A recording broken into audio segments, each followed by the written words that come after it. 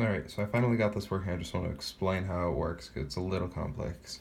Basically, how I have it hooked up, I've got an RGB bulb at the top with red, green, and blue inputs that are hooked into 0, 1, and 2.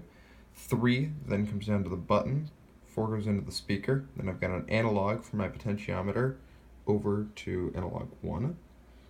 Power out, ground, I actually have it grounded twice over here. I have it grounded once for all the lights, and this one is solely for the speaker to stop any residual sound coming off of it.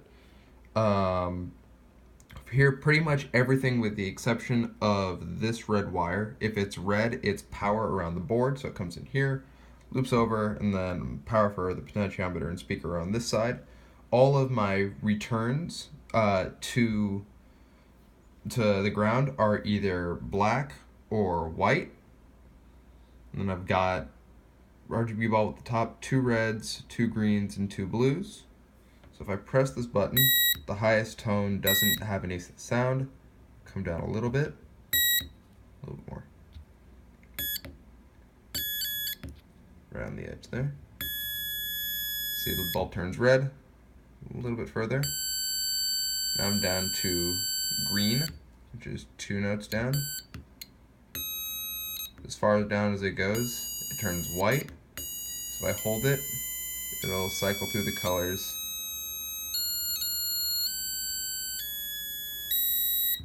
And that actually corresponds to which sets of these lights are on. So for example, this is off means all 3 of these sets will be off. Red means just red. The orangey color is red plus green. Green is green. Cyan is green plus blue. Blue is blue. Purple is blue plus red. And then white is all of them. In addition, on top of that, what I can do, actually gotta pop this out real quick, reboot it, set us up to the white light.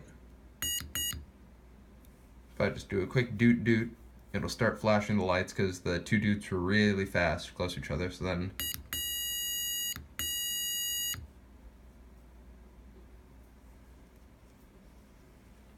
they'll blink much slower with the longer lights, with the longer beeps. So it's 1 quick to reset it.